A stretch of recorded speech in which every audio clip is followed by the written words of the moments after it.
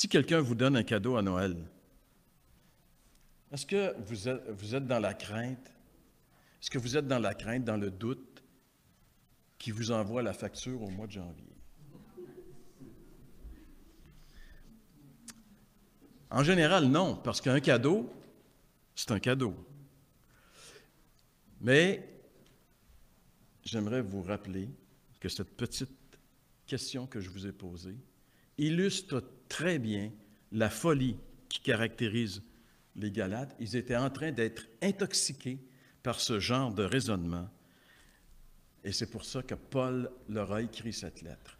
J'aimerais vous donner une définition du verbe et du mot « donner ». Don ou donner, selon le dictionnaire Petit Robert. Donner, c'est l'action d'abandonner quelque chose gratuitement. Quand tu donnes, il n'y a aucun prix de rattaché à cela. Tu donnes gratuitement. Et encore, ce qu'on abandonne sans rien recevoir en retour. Un don, c'est quelque chose qui nous est donné et la personne qui nous le donne gratuitement. Sinon, ce n'est pas un don. Sinon, ce n'est pas un cadeau. Et la personne ne s'attend à rien recevoir en retour. Sinon, ce n'est pas un don, ce n'est pas un cadeau. Alors, c'est important de se le rappeler. Et je pense que la personne qui nous fait un cadeau peut s'attendre peut-être à avoir un merci. C'est correct. Mais elle ne s'entend pas à ce qu'on paye, parce que sinon, ce n'est plus un cadeau. Donc, la définition même du verbe donner est importante, qu'on la saisisse. Pourquoi? Parce que la bonne nouvelle, l'Évangile, c'est que Dieu nous donne. Dieu nous donne le salut. Dieu nous donne la vie éternelle. Quand j'étais petit, il y a de ça quelques années, on disait, dans la religion dans laquelle j'étais, qu'il fallait mériter son ciel, gagner son ciel, payer son ciel. Alors, on était dans la religion. Et quand j'ai connu l'Évangile, j'ai réalisé que non. Dieu le donne, le ciel. Il ne fait pas payer à personne, parce que c'est déjà payé. Il le donne, le ciel. Et c'est pour ça que Jean, dans sa première lettre, l'apôtre Jean va dire ceci, et voici ce témoignage, c'est que Dieu nous a donné la vie éternelle. Et que cette vie est dans son Fils. Celui qui a le Fils a la vie, celui qui n'a pas le Fils de Dieu n'a pas la vie. Donc, Dieu a misé tout sur son Fils. Si tu as le Fils, tu as la vie. Aucunement question de religion ici, dans ce que Jean est en train de nous dire. Tout est centré sur une personne. La personne est l'œuvre de Jésus-Christ. Dieu nous a donné. Et rappelez-vous la définition de ce que c'est donner. Il nous a donné gratuitement. Il nous a donné sans rien espérer en retour. Il nous a donné la vie éternelle. Et cette vie-là est dans son Fils. Donc, ça veut dire quoi? Ça veut dire que le pardon de tous mes péchés, la liste est longue, le pardon de tous mes péchés, la justification, le fait que je sois déclaré juste. Il y a 2 semaines, il y a un gars qui est mort qui s'appelait Charles Manson. Je ne sais pas si vous vous rappelez de Charles Manson. Lui avait tué, entre autres avec sa gang, Sharon Tate, qui était une actrice à l'époque, dans les années 60. C'est un meurtrier, c'est un débile mental. Et il a demandé au gouverneur de l'État de le gracier il y a quelques années. Et le gouverneur de l'État a dit non, la justice va suivre son cours. Et quand on pense à Charles Manson, on se dit, ça se peut-tu un être comme ça?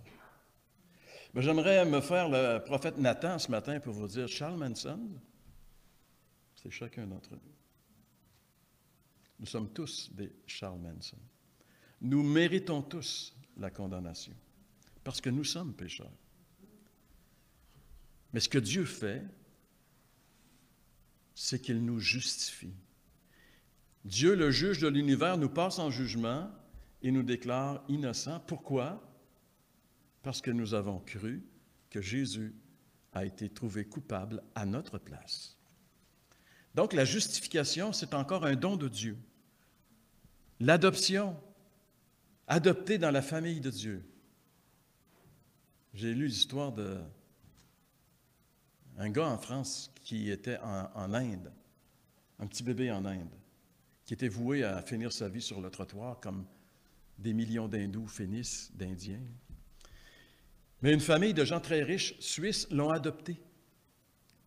Alors, il est passé d'une pauvreté et d'un avenir incroyable sur le trottoir à héritier d'une famille très, très riche dans la ville de Vevey, en Suisse. Des gens très riches. Mais il n'a rien fait pour ça, lui. Il a été adopté. Puis il voulait avoir un bébé. Ils ont décidé que c'était lui. Mais il est passé, voyez-vous. Alors, il a été adopté.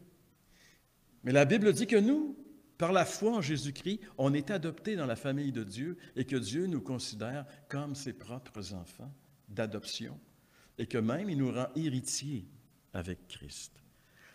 Alors l'adoption, la justification, le pardon, la transformation. Vous savez, Dieu nous aime. La Bible dit Dieu a tant aimé le monde qu'il a donné son Fils unique.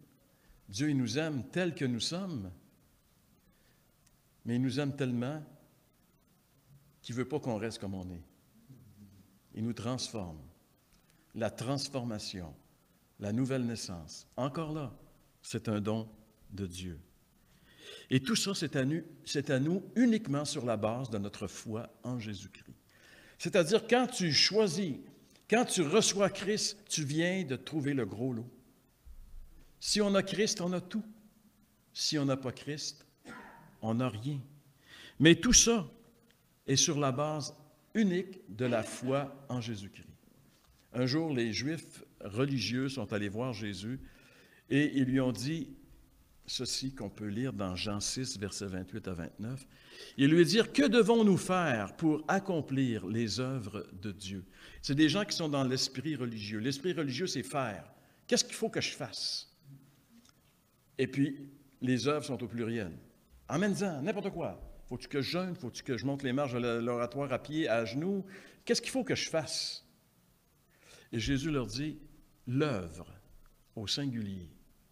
Donc, Dieu s'attend à une seule chose de nous, c'est que vous croyez en celui qui l'a envoyé. Alors, l'esprit religieux dit, qu'est-ce qu'il faut que je fasse? Dieu dit, crois. Pas fais, crois. Fais-moi confiance. C'est ça, la foi. Donc, la grâce, c'est vraiment une faveur imméritée, définition de la grâce. C'est un cadeau immérité, puis on n'a rien à faire pour l'obtenir et on n'a rien à faire pour le garder, sinon que de croire et de faire confiance. L'Évangile est une pure grâce. C'est ce que Paul rappelle ici aux chrétiens de Galatie, en leur rappelant trois choses importantes de ce qu'est l'Évangile, que nous allons voir ce matin, qui sont nos 3 points. D'abord et avant tout, l'Évangile de la grâce, c'est une expérience. C'est quelque chose qu'on expérimente. On le vit. Ce n'est pas théorique, ce n'est pas une religion théorique. Ce n'est pas le monde grec, c'est vraiment le monde hébraïque. C'est l'expérience. C'est quelque chose que tu expérimentes. Dans le monde grec, tu pouvais croire en ton Dieu, tuer des gens, coucher avec toutes les prostituées du coin, il n'y avait pas de problème. Ton comportement n'avait rien à voir avec ta foi. Dans le monde hébreu, ta foi définissait ton comportement. Et l'Évangile, c'est ça aussi. Notre foi définit notre comportement. C'est une expérience. Deuxièmement, et là, je n'ai pas inventé un mot, antécédence. J'ai eu de la misère à le trouver, je vous avoue, mais si vous voulez regarder dans le dictionnaire Larousse ou le dictionnaire Petit-Robert, ce mot-là existe. Alors, je voulais avoir un mot en ans. Antécédent aurait été peut-être plus facile à comprendre, mais ce n'était pas un mot en ans. Alors, antécédence, ça existe. Versets 6 à 11, vous allez voir ça tantôt, pourquoi j'ai décidé de le choisir. Et finalement, l'Évangile de la pure grâce, c'est une différence. C'est les 3 éléments que Paul est en train de développer ici. Donc, on va commencer avec le premier, expérience. C'est les versets 1 à 5 du chapitre 3. Et Paul commence ici le premier verset en leur disant « Ô Galates dépourvus de sens ». Alors, il n'est pas tellement tendre ici avec les chrétiens de la Galatie. On pourrait dire qu'il est même assez raide. Dépourvu de sens, ben ça, c'est quand même une formule très, très diplomatique. Mais quelqu'un qui est dépourvu de sens, on appelle ça un insensé. Alors, si dans votre Bible, c'est marqué « aux Galates insensés », on commence à s'approcher de la réalité. Mais si vous regardez dans le dictionnaire, qu'est-ce que ça veut dire un insensé? Bien, on va vous dire, c'est ce qui est contraire au bon sens, c'est-à-dire un fou, un absurde ou un idiot. Alors, qu'est-ce que Paul est en train de dire aux Galates? Aux Galates, idiot, absurde, insensé. Le mot grec, c'est le mot anoétos. Et selon Kenneth West, qui est un expert des mots grecs, ce mot exprime la surprise mêlée d'indignation. C'est un terme qui fait référence aux gens qui ne réfléchissent pas. Anoétos, ça serait l'équivalent de notre un mot québécois, tu sais, sans génie. Hein? Espèce de sans génie, ça veut dire, regarde, tu n'as pas réfléchi avec ta tête, tu as agi comme quelqu'un qui n'a pas de génie, un sans génie. Bien, c'est un peu ce que Paul est en train de dire aux Galates ici. Pourquoi? Parce que s'ils avaient vraiment réfléchi à ce qu'ils étaient en train de faire, ils n'auraient jamais accepté ce que les judaïsants venaient leur dire, que la foi en Christ, ce n'était pas suffisant, c'était bon, mais il fallait qu'ils rajoutent la loi de Moïse par-dessus pour être sûrs d'être sauvés. Ils auraient résisté à ce message-là, mais en ne résistant pas, ils ont accepté un message incroyable qui les rend fous. C'est comme, regarde, Dieu te donne 1 million, tu te revires de bord, puis tu vas quêter des miettes. Hey! Insensé, tu n'as pas compris? Tu es millionnaire. En Christ, tu es millionnaire. Tu n'as pas besoin des miettes. Tu n'as pas besoin de recommencer à travailler, à laver de la vaisselle pour 10 piastres de l'heure. C'est un peu ça, là. Je vous donne des illustrations, mais retourner à la loi quand on a connu la grâce, c'est une folie. Et c'est pour ça que Paul dit « Qui vous a fasciné? » Parce qu'il se dit, aux Galates dépourvus de sens, « Qui vous a fasciné? » Vous avez sûrement été atteint par un mauvais sort, parce que ça ne se peut pas que quelqu'un de sensé fasse ce que vous êtes en train de faire. Baskaino en grec, qui vous a charmé, qui vous a ensorcelé, qui vous a jeté un sort. Parce qu'il faut vraiment être fou pour rejeter l'évangile de la pure grâce, pour retourner à une religion, quelle qu'elle soit, peu importe. Je me souviens de cette jeune femme dans un camp d'été. Je voyais qu'elle avait une tendance, d'une manière très marquée, à la religiosité. Elle aimait ça. Il fallait qu'elle jeûne, il fallait qu'elle se fasse mal. Tu sais, c'est trop beau, la grâce. Là. Faut quand... Puis là, elle me dit, là, on songe vraiment à joindre les Amish. Là, je lui ai dit, continue à penser de même. C'est sûrement là que tu vas aboutir. Tu sais, je veux dire, puis même toi, tu n'auras même pas les chariots avec les roues, avec des pneus. Tu vas avoir les roues de fer. Parce que vous savez, chez les Amish, il y a différentes catégories. Mais peu importe. Alors, la religion rend fou. Tu sais, je veux dire, les gens qui se fouettent, là, regarde. Les gens qui portent des silices, qui se mettent des affaires qui leur rentrent dans la peau. Tu sais, je veux dire, regarde, ils n'ont rien compris. Rien de rien. Et Paul, il dit, qui vous a ensorcelé? Vous, aux yeux de qui? Jésus-Christ a été dépeint comme crucifié. Ça, c'est intéressant, parce qu'ici, on voit comment Paul évangélisait. C'était quoi le message de Paul? Tu sais, mettons que Paul arrive dans une ville où il n'y a pas d'église, jamais l'évangile a été annoncé. Qu'est-ce qu'il dit aux gens? Là, on le sait, qu'est-ce qu'il dit? Vous, aux yeux de qui Jésus-Christ a été dépeint comme crucifié. Paul, c'était comme un artiste de la parole. C'était comme si Paul avait, aujourd'hui, s'il avait accès à tout ce qu'on a comme support visuel pour soutenir notre prédication, c'est sûr qu'il l'aurait utilisé. Paul aurait utilisé les diaporamas, Paul aurait utilisé le cinéma, Paul aurait utilisé toutes les informations pour rendre Christ évident aux yeux des gens. Et c'est l'expression qu'il utilise, dépeint comme crucifié. C'était ça le message de Paul. Quand il arrivait quelque part, il parlait de Jésus, mais il parlait aussi de cette œuvre terrible qui s'est passée à Jérusalem, le jour où le Fils de Dieu a été élevé sur cette croix et où la colère de Dieu est tombée sur lui. Il mettait ça d'une manière évidente devant les gens. Il leur présentait la personne de Christ crucifié avec des mots d'une manière tellement claire que c'est comme s'il le voyait. C'était ça, Paul. C'était ça son message. Et c'est pour ça que quand il est arrivé à Corinthe, juste avant d'aller à Corinthe, il était allé à Athènes, la capitale de l'idolâtrie. Il y avait tellement d'idoles qu'il y avait une stèle, il n'y avait pas de statue dessus, c'était marqué « Au Dieu inconnu ». Tu sais, il y en avait tellement que celui-là... Alors Paul, il dit « Moi, je suis venu vous révéler celui-là que vous ne connaissez pas ». Et ça n'a pas été long, ils ont ri de lui, ils se sont moqués de lui, ça n'a pas fonctionné. C'était les rhéteurs, c'était les gens en robe, les gens qui faisaient de la haute voltige philosophique. Et Paul avait un message pour eux qui était un message de folie, parce qu'il leur parlait de quelqu'un qui a été tué de la peine capitale et qui apporte le salut. Pour eux, là, regarde, c'était... La croix, c'est une folie pour ceux qui périssent, mais c'est une puissance de Dieu pour ceux. Et c'est pour ça que Paul va dire, quand il va écrire aux Corinthiens, « Je n'ai pas eu la pensée de savoir parmi vous autre chose que Jésus-Christ et Jésus-Christ crucifié. » Je n'ai pas parlé d'autre chose que de ça. Rappelez-vous, mon message. Jésus, le Fils de Dieu, Dieu le Fils, qui a quitté le ciel et qui est venu sur la terre. Il est allé jusqu'à la croix pour prendre nos péchés et le Père a puni le Fils à notre place. C'était son message. Avec ces mots-là, Paul y avait placé les chrétiens de la Galatie devant la vérité de l'Évangile de la pure grâce. John Stott, dans son commentaire sur le sujet, nous dit ceci.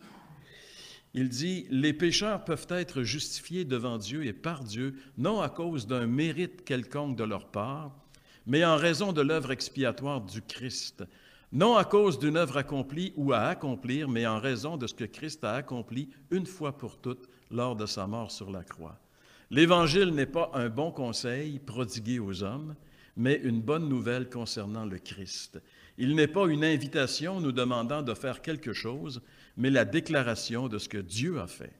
Il n'est pas une demande, mais une offre. » Et la Bible a noté aussi, a une note intéressante, il dit « Paul, par sa prédication puissante et vivante de Jésus-Christ et de ses souffrances, de son sacrifice expiatoire, de sa mort, l'avait tellement dépeint aux yeux des Galates qu'il peut dire en vérité que c'est comme si ces scènes de Golgotha avaient eu lieu au milieu d'eux. » Paul en parlait avec une telle verve, une telle ferveur, que je veux dire, les gens, ils réalisaient que, écoute, c'est ici le Golgotha, c'est ici que Christ a été crucifié, c'est clair.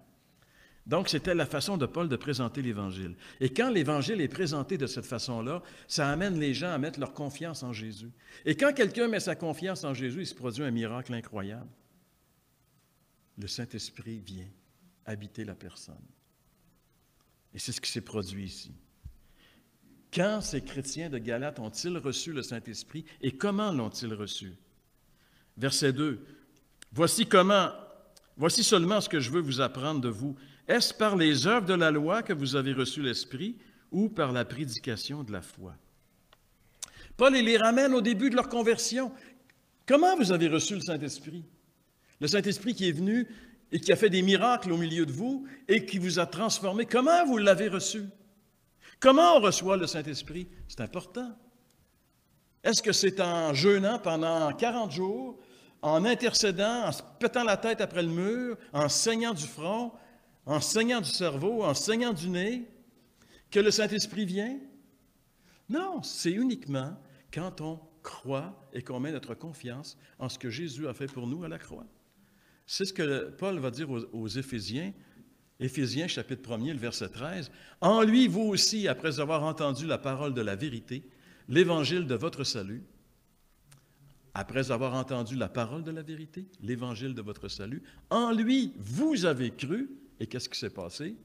Vous avez été scellés du Saint-Esprit qui avait été promis. » Ils n'ont rien fait, ils ont juste cru le message de l'Évangile et le Saint-Esprit est venu. Dès que quelqu'un réalise qu'il est un pécheur perdu, pourri jusqu'à l'os, qui ne peut pas s'en sortir, mais que Dieu a envoyé son Fils pour complètement le laver, le transformer, et qu'il reçoit ce cadeau, qu'il accepte le cadeau, Avec le cadeau vient le Saint-Esprit qui rentre en lui. Un des passages les plus merveilleux sur ce sujet, c'est quand Pierre va chez Corneille. À toutes les fois que je lis ce passage, je m'imagine la scène. Mon Pierre qui est là, qui a été appelé d'urgence et qui arrive chez Corneille, il retrouve une maison remplie, pleine de gens. Et Pierre commence à leur parler de Jésus. Puis là, il leur dit, c'est lui, tous les prophètes rendent de lui le témoignage que quiconque met sa foi en lui reçoit par son nom le pardon des péchés. Puis il parle de la croix, il parle de l'œuvre. Et pendant que Pierre est là, puis qu'il parle, il y a un phénomène qui se produit. Comme Pierre prononçait encore ces mots, le Saint-Esprit descendit sur tous ceux qui écoutaient la parole. Parce qu'ils ont cru dans le message de Pierre. Et là, ces gens-là se sont mis à parler diverses langues, se sont mis à louer Dieu. Et là, ceux qui étaient avec Pierre, les Juifs, ils ont dit « Hey, ça se peut pas, c'est pas des Juifs, puis ils expérimentent la même chose que nous, on a expérimenté le jour de la Pentecôte, le Saint-Esprit vient en eux. Dieu a décidé de donner son Saint-Esprit même aux non-Juifs. » Ben oui, c'est ça la bonne nouvelle. Parce qu'ils ont cru dans l'Évangile. Quand on croit dans l'Évangile, on reçoit le Saint-Esprit. Alors Paul, il rappelle aux Galates, de quelle façon vous avez reçu le Saint-Esprit? Rappelez-vous. Est-ce que c'était parce que vous avez fait les œuvres de la loi? Ou est-ce que c'était parce que vous avez cru l'Évangile, la foi? Tous les chrétiens de Galatie sont obligés de dire qu'ils ont reçu le Saint-Esprit lorsqu'ils se sont convertis à Jésus. Ils ont cru, le Saint-Esprit est venu et le Saint-Esprit les a transformés. Le Saint-Esprit a changé leurs ambitions, leur vision du monde. Ils se sont mis à aimer le Seigneur, à aimer Dieu. Avant ça, ils aimaient bien des idoles. Il y avait des religions idolâtres.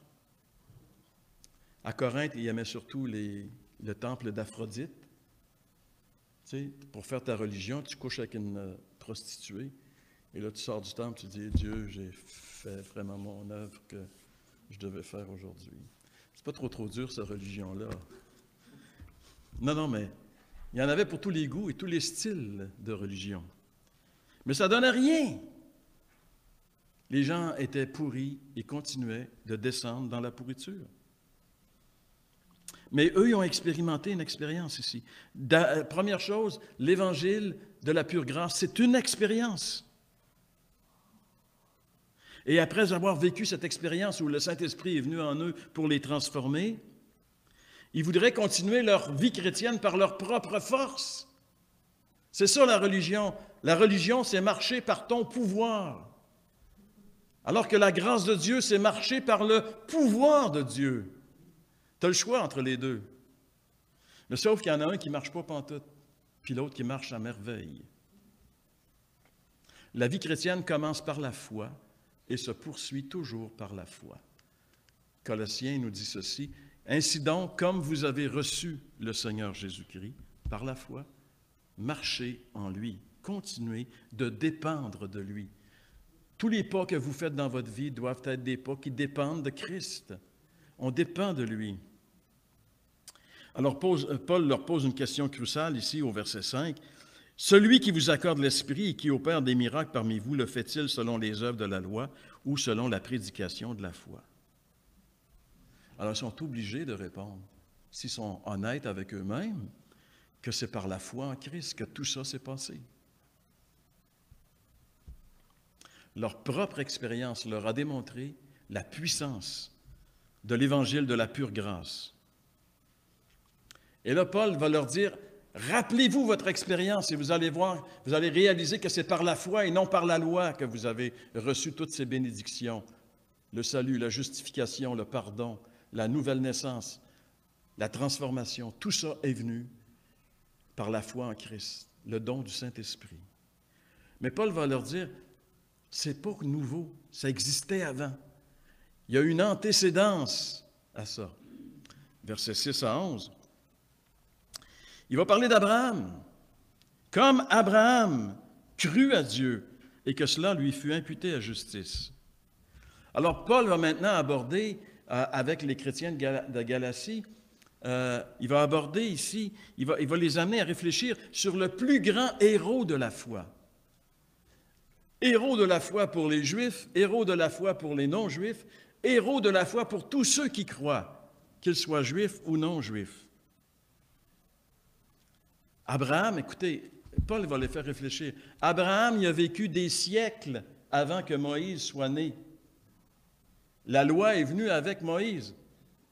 Mais dans le temps d'Abraham, les 10 commandements, ça n'existait pas. Toute la loi qu'on a dans le livre du Exode, Lévitique, Deutéronome, ça n'existait pas. Abraham ne connaissait pas la loi. Donc, il ne pouvait pas être justifié par la loi. Elle n'existait pas dans son temps. Alors, il a été justifié comment, Abraham? Comme Abraham crut à Dieu, cela lui fut imputé à justice. Abraham, il a fait confiance à Dieu. Dieu lui a dit à ce bonhomme de 75 ans, « Quitte tout ce que tu as, viens et suis-moi. Je vais t'amener dans une terre où je vais te donner une terre et je vais faire de toi un peuple. » Et mon Abraham, il croit ça, lui. Puis il part. Il s'engage. Il marche avec Dieu. Il fait confiance à Dieu. C'est ça la foi. C'est faire confiance. Quand on ne fait pas confiance à Dieu, quand on préfère se faire confiance nous-mêmes, c'est comme si on disait à Dieu, « Écoute, tu n'es pas trop solvable. Moi, je pense faire mieux que toi. » Alors Dieu dit, « Vas-y, mon gars, jusqu'à ce que tu te pètes le nez, et après ça, tu verras. » Abraham a simplement cru à Dieu et il a été justifié. Et par la suite, il a fait beaucoup de choses, bien sûr, mais pas pour se justifier, mais parce qu'il était justifié. Abraham, à son époque, connaissait l'évangile de la grâce. Abraham connaissait l'évangile de la grâce. Il ne connaissait pas la loi, il n'était pas venu encore, mais il connaissait l'évangile de la grâce, l'évangile de la pure grâce, de la foi en Dieu. Et le but de Dieu, c'était que cette foi et cette confiance envahissent toutes les nations. C'est pour ça qu'il va dire à Abraham, ici au verset 8, « L'Écriture prévoyant que Dieu justifierait les païens par la foi, a d'avance annoncé cette bonne nouvelle à Abraham, « Toutes les nations seront bénies en toi. » Toutes les nations seront bénies en toi. Donc, la vraie famille d'Abraham, ce n'est pas les Juifs. La vraie famille d'Abraham, c'est qui? Les croyants, qu'ils soient juifs ou non juifs. C'est les croyants. C'est ça au verset 9, regardez. « Ainsi, ceux qui croient sont bénis avec Abraham, le croyant. » Ceux qui croient sont bénis avec Abraham, le croyant. L'expérience d'Abraham, sa justification, c'est la norme. C'est la norme que Dieu établit. Jamais c'est la loi de Moïse qui est établie comme norme de salut. La norme de salut, c'est la foi d'Abraham. C'est pour ça que dans Romains chapitre 4, l'apôtre Paul, lorsqu'il développe ce sujet, va dire « Ce n'est pas à cause de lui seul, c'est-à-dire Abraham, qu'il est écrit que cela lui fut imputé. C'est encore à cause de nous. À qui cela sera imputé? À nous qui croyons en celui qui a ressuscité des morts, Jésus notre Seigneur, qui a été livré pour nos offenses et qui est ressuscité pour notre justification. » Alors, selon Paul, ici, quand on considère la justice de Dieu, on se retrouve devant deux choix. Rappelez-vous l'énoncé du départ. Dieu est parfaitement juste, l'homme est parfaitement dépravé. Comment est-ce qu'un homme dépravé peut entrer en relation avec un Dieu 3 fois saint et entièrement juste? Dieu est une feuille blanche, il n'y a aucune tache. Nous autres, notre feuille est pleine de taches. Comment concilier ces deux choses-là ensemble? Comment c'est possible? Alors, il y a deux possibilités. La loi et la foi. Un ou l'autre. Mais jamais les deux. Un ou l'autre. C'est la loi ou la foi. Mais si tu y vas par la loi, tu te mets sous la malédiction. Alors que si tu y vas par la foi, tu te mets sous la bénédiction. C'est ce que Paul nous dit ici. Regardez ce qu'il dit au verset 10. Tous ceux qui s'attachent aux œuvres de la loi sont sous la malédiction, car il est écrit « Maudit est quiconque n'observe pas tout ce qui est écrit dans le livre de la loi et ne le met pas en pratique. » Pourquoi est-ce que la loi amène la malédiction? Parce que si tu veux avoir la bénédiction par la loi, il faut que tu l'accomplisses tout le temps, constamment. Il ne faut jamais que tu manques. Et Dieu savait très bien que c'était impossible. Pourquoi? Quand il donne la loi, qu'est-ce qu'il donne avec la loi? Quand tu lis le livre d'Exode, juste après, il y a un autre livre. C'est le livre du Lévitique. Et ça, c'est toutes les lois relatives à ton manquement de la loi dans l'Exode. Il faut que tu te rachètes. Donc, tu vas prendre des animaux, puis tu t'en vas au temple, puis tu offres les animaux à chaque fois que tu as péché. Fait que c'est un système religieux qui n'arrête pas, qui est sans fin. Mais qui, plus que ça, t'amène sous la malédiction, parce qu'à un moment donné, tu vas te tanner, puis à un moment donné, tu vas oublier, puis à un moment donné, tu vas te retrouver avec des péchés qui ne sont pas pardonnés, et Dieu est là, puis il tend, l'épée de Damoclès est sur ta tête. C'est pour ça que la loi amène à la malédiction. Tu ne peux pas t'en sortir par toi-même. Pourquoi? Parce qu'il faut que tu obéisses tout le temps. C'est ça que la Bible dit. Maudit soit celui qui n'accomplit point les paroles de cette loi et qui ne la met point en pratique, et tout le peuple dira Amen. Le peuple s'est engagé au pied du mont Sinaï, s'est engagé à la porte du pays dans le Deutéronome, deuxième fois la loi, s'est engagé à marcher par la loi. Si le peuple avait dit, écoute, oublie ça, on ne sera jamais capable, on est aussi bien, change le plan, change le contrat, Dieu. Mais il n'a pas dit ça, il a dit non, Amen, on est correct, on est capable. Ça ne marche pas. Il y a encore beaucoup de gens qui disent ça aujourd'hui. Paul tire une conclusion ici de ce verset, et j'aimerais vous lire ce que l'Encyclopédie des difficultés bibliques dit. Le raisonnement de Paul semble être le suivant. Tous ceux qui n'accomplissent pas tout ce qui est écrit dans la loi sont sous la malédiction, comme on vient de le voir dans Deutéronome. Personne ne peut garder complètement ce qui est écrit dans la loi. Par conséquent, tous ceux qui s'appuient sur les œuvres de la loi tombent inexorablement sous la malédiction. Ça ne marche pas. Ce n'est pas compliqué en réalité. Selon les versets 9 et 10 ici, ça dit « Ceux qui croient sont bénis, ceux qui ne croient pas sont maudits. » C'est un ou l'autre. Une autre preuve qui confirme l'évangile de la grâce, c'est dans la Bible. La Bible le confirme par un verset qu'on retrouve dans le prophète Habakkuk, un petit verset qui dit « Le juste vivra par sa foi. » C'est-à-dire le juste. Dieu 3 fois saint, l'homme pourri. Comment est-ce que l'homme va être juste pour vivre avec Dieu? Dieu, pour vivre avec lui, parce qu'il est juste, il faut que tu sois juste. Tu peux pas, un être pécheur ne peut pas entrer en communion avec Dieu. Il faut qu'il soit lavé de son péché.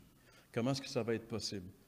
Et la Bible dit, le juste, celui qui va être juste, va vivre de sa foi. Il va croire, il va faire confiance en ce que Dieu a accompli dans la personne de son Fils. C'est pour ça que Christ est important, c'est pour ça que Paul l'a prêché, il l'a dépeint devant les yeux des Galates. Cette citation ici d'Habakkuk, qui peut passer inaperçue lorsqu'on lit ce prophète, cette citation-là a été tellement prise au sérieux par les auteurs du Nouveau Testament qu'on la retrouve dans l'Épître aux Romains, qui est une épître centrale. On la retrouve dans l'Épître aux Galates, comme on vient de le lire, et on la retrouve aussi dans une autre épître centrale, qui est l'Épître aux Hébreux. Ce verset-là revient continuellement pour démontrer que le juste vivra par la foi, par la confiance en Dieu. Alors la foi et la loi sont deux principes qui sont très différents. Et ça nous amène à notre troisième et dernier point, différence. Les versets 12 à 14. La loi ne procède pas de la foi, mais elle dit, celui qui mettra ces choses en pratique vivra par elle. La loi ne procède pas de la foi. La loi et la foi sont deux principes complètement opposés et ils ne peuvent pas venir en contact. Ils s'excluent. Quand la loi arrive, la grâce, la foi s'en va. Quand la foi arrive, la loi s'en va. Ça marche. Ils ne peuvent pas cohabiter. La loi dit, fais ceci et tu vivras. On l'a vu? Fais ceci. Le problème, ce n'est pas avec la loi. La loi, elle est parfaite. La loi, c'est l'expression de la volonté de Dieu. Tu ne tueras pas, tu ne tromperas pas ton conjoint, tu ne voleras pas ton voisin. Tu sais, les 10 commandements, c'est l'expression de Dieu. Il dit, garde, je vais vous arranger pour que vous soyez vraiment heureux. Faites ça et vous allez être heureux. Le problème, c'est qu'on essaye de le faire et on n'est pas capable. Pourquoi? Paul l'explique dans Romains chapitre 7. Il dit, j'aime la loi, mais quand je veux l'appliquer, je ne suis pas capable. Pourquoi? Parce que dans ma chair, il y a quelque chose qui ne marche pas. C'est ça qu'il dit. Il dit ici, ce qui est bon, je le sais, n'habite pas en moi. C'est-à-dire dans ma chair, j'ai la volonté, mais non le pouvoir de faire le bien. Je veux, mais je ne suis pas capable. Et Paul, il continue son développement jusqu'à en arriver au point de dire, « Misérable que je suis! Qui va me délivrer de cette situation incroyable? » Ben, gloire soit rendue à Jésus-Christ. Parce que si la foi dit « fais cela et vis », la foi dit « crois et vis ». Crois en Christ. Croire, c'est pistis en grec, c'est faire confiance, c'est se confier. Et pourquoi est-ce que la foi peut-elle justifier quelqu'un sans lui exiger quoi que ce soit d'autre que de croire? Parce que Christ a tout accompli. Quand Jésus était sur la croix du Calvaire, il a dit de sa bouche, dans une des 7 paroles qu'il a prononcées, que les évangiles nous ont rapportées, quand Jésus eut pris le vinaigre, il dit « Tout est accompli ». Et baissant la tête, il rendit l'esprit. Le mot grec ici, c'est tétélestai, qui veut dire, c'était un mot qu'on retrouvait, que les archéologues ont retrouvé en faisant des recherches sur des anciennes factures. Nous quand on a une facture, ben, peut-être plus maintenant avec tout ce qu'on a, mais en général, quand une facture est payée, il y a un tampon qui est appliqué dessus, c'est marqué « payé », de façon à ce que tu as une preuve que tu as payé. Bien, tétélestai, ça veut dire la facture est payée. Pour tous ceux qui croient, la facture est payée. Christ sur la croix est la preuve que la facture est payée. Dieu ne peut plus rien me reprocher parce que la facture est payée. Christ l'a payée. Tout est accompli. Tout ce qui devait être fait pour que je puisse être sauvé, pardonné, que je puisse avoir la vie éternelle et être certain que le jour où je vais faire mon dernier souffle, ben ce jour-là, mon âme s'en va dans la présence du Seigneur qui va me dire, viens, bon et fidèle serviteur. Tu as cru en mon Fils, tu as bien fait. Tu es gagnant aujourd'hui. Donc, Jésus a accepté de subir le châtiment à la place de tous les pécheurs qui mettent leur confiance en lui. Et la seule façon d'éviter le châtiment et d'obtenir la vie éternelle, c'est de croire en Jésus. Il n'y a pas d'autre moyen. L'Évangile de Jean nous le rappelle, celui qui croit au Fils a la vie éternelle. Celui qui ne croit pas ne verra point la vie, mais la colère de Dieu demeure sur lui. Dieu est juste. Dieu est juste. Si le juge dit à Charles Manson, « Pas de problème, vas-y mon gars, on te libère. » Je connais des gens qui vont se mettre à trembler dans leurs bottines. La justice doit garder ce gars-là à l'intérieur. Alors si on n'accepte pas le fait que Jésus a accompli l'œuvre pour nous à la croix et qu'on ne se confie pas en lui, c'est la colère de Dieu qui demeure sur nous. La justice, Dieu serait injuste de nous libérer si on ne croit pas en Jésus. Et Dieu est juste. Quand la malédiction est enlevée, la bénédiction peut venir, verset 14, afin que la bénédiction d'Abraham ait pour les païens son accomplissement en Jésus-Christ et que nous recevions par la foi l'Esprit qui avait été promis. La bénédiction d'Abraham, c'est la justice par la foi. Et la bénédiction d'Abraham comprend aussi un autre cadeau qui est la venue du Saint-Esprit en nous. C'est ce que la Bible dit ici. Nous recevions par la foi l'Esprit qui avait été promis. Le principe de la sanctification chrétienne, ce n'est pas un retour à la loi. Il y a des chrétiens qui sont comme ça. Moi, je me rappelle d'un chrétien qui me dit, tu sais, moi, j'étais en train d'exposer l'Épître aux Romains, Christ est la fin de la loi pour tous ceux qui croient. Et là, le chrétien est venu me voir après, il dit, oui, oui, Christ est la fin de la loi pour le salut, mais pas pour la vie chrétienne. Aïe, aïe, aïe, aïe, aïe, aïe. Alors, sanctifie-toi par tes propres moyens, mon bonhomme. Tu n'as pas compris encore. Il fait comme les Galates, il commence par la foi, puis il veut continuer par la chair. Non, non, non, Dieu nous donne un cadeau. Il nous donne son esprit qui habite en nous. Dieu, le Saint-Esprit, m'habite. Alors, si je lui donne mon corps, puis je lui dis, Saint-Esprit qui m'habite, fais de moi ce que tu veux et agis en moi. Alors là, je vis la vraie vie chrétienne. Romains, chapitre 8, les premiers versets. La justice de Christ est en moi. Parce que c'est le Saint-Esprit qui me domine, qui me contrôle et qui me produit son fruit en moi, qui est l'amour, la paix, la joie, la bonté, la douceur, la paix, la patience. et la maîtrise de soi. OK, alors on arrive à notre conclusion. Je vais laisser un peu M. Stott nous parler par cette conclusion. Il dit ceci: le défi de ce passage est clair. Nous devons renoncer à l'orgueil qui nous pousse à supposer de façon insensée que nous pouvons établir notre propre justice ou nous rendre par nous-mêmes acceptables aux yeux de Dieu. Au contraire, nous devons en toute humilité venir au pied de la croix où Jésus porta notre malédiction pour nous remettre que sa miséricorde. Ensuite, par la seule grâce de Dieu, étant maintenant en Christ par la foi, nous recevrons la justification, la vie éternelle, le pardon pour tous nos péchés et le don du Saint-Esprit qui vient habiter en nous pour toujours. Voilà pourquoi ceux qui refusent cette grâce et veulent se confier dans leur propre œuvre religieuse, Paul les appelle des insensés, des idiots et des imbéciles. Qu'il n'y en ait aucun de ceux-là parmi nous ce matin. Amen. J'aimerais qu'on termine ce matin, on va terminer quelques minutes plus tard, en écoutant un chant. On va écouter un chant parce que Paul a dépeint la croix. Il a dit, vous, aux yeux de qui Christ a été dépeint comme crucifié. C'est de venir au pied de la croix qui change la vie. Et si quelqu'un voulait ce matin venir à la croix pour que sa vie soit changée, écoutez les paroles de ce chant. On va écouter ensemble les paroles de ce chant qui dure quelques minutes. Par la suite, je vais venir conclure par un mot de prière et ça va être terminé.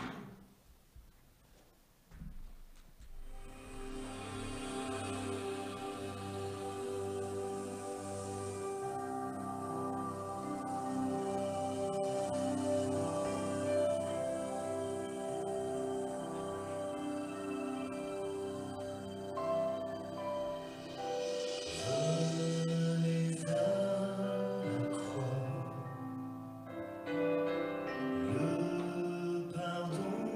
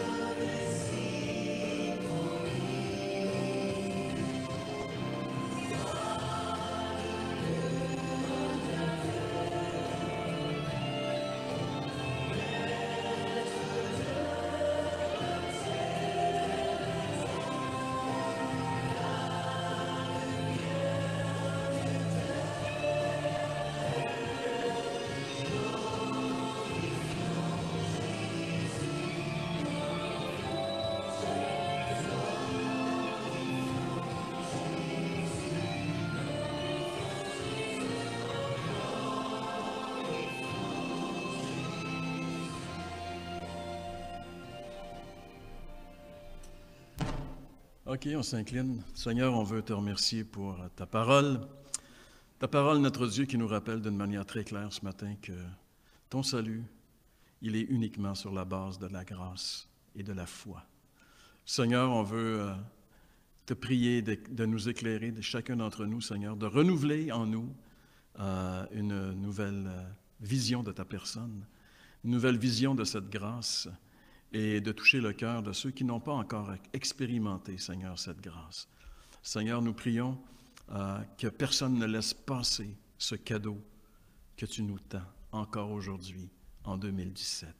Seigneur, on veut te louer, te remercier pour ce si grand salut, te remercier, Seigneur, pour ce si grand sauveur et te remercier pour la vie éternelle qui nous est offerte par la foi en lui. À toi et à toi seul, notre Dieu, nous voulons donner gloire ce matin, dans le nom de Jésus. Amen. Alors, bonne semaine à tous.